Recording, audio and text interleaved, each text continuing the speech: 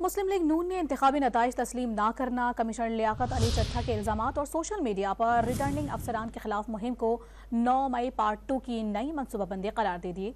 लीगी रहनुमाओं ने PTI पर सोशल मीडिया अकाउंट से मुनाजिम मुहिम चलाने का इल्जाम भी आयद कर दिया। अता तारण ने दावा किया है कि लियाकत चट्ठा पहले से ही PTI रहनुमाओं से राबते में थे।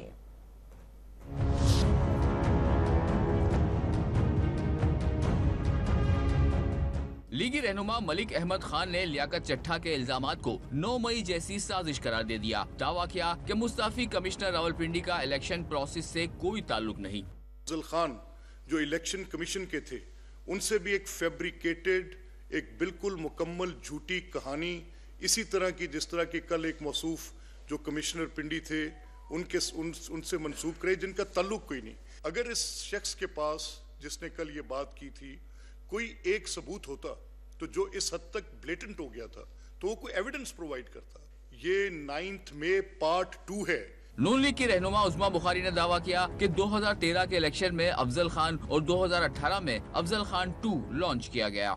2013 के इलेक्शन जब नून लीग जीती थी तब अफजल खान आया था, अभी अफजल खान प्यारे 2 आ गया है। अब ये प्यारे अफजल 2 जो है ये आके एक नया कारनामा और एक नई स्टोरी जो है वो दिखा। जो आरओज और DROज उनको अब बाकायदा पुश किया जा रहा है कि या तो वो भी लियाकत चट्ठा बन जाएं, और अगर वो लियाकत चट्ठा नहीं बनते तो फिर उनकी पाकिस्तान में जगह नहीं है।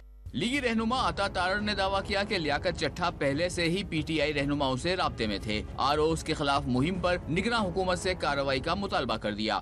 शोहदा की यादगारों को मस्मार करना, IMF को लेटर लिखना और IMF को ये कहना कि इस मुल्क की आप इमदाद ना करें, IMF का प्रोग्राम फाइनल ना करें, 9 मई जैसे नए हमलों की प्लानिंग करनी और उसके बाद ROs की तस्वीरें लगानी। मैं फिलहाल जो केयर टेकर गवर्नमेंट है, मैं इनसे मुतालबा रखना चाहता हूं कि आप सख्त से सख्त एक्शन लें।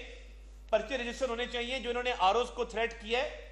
लीगी रहनुमाओं की जानिब से प्रेस कॉन्फ्रेंस के दौरान PTI रहनुमा अरसलान खालिद और लियाकत चट्ठा में राब्तों के मुबैना सबूत भी पेश किए गए।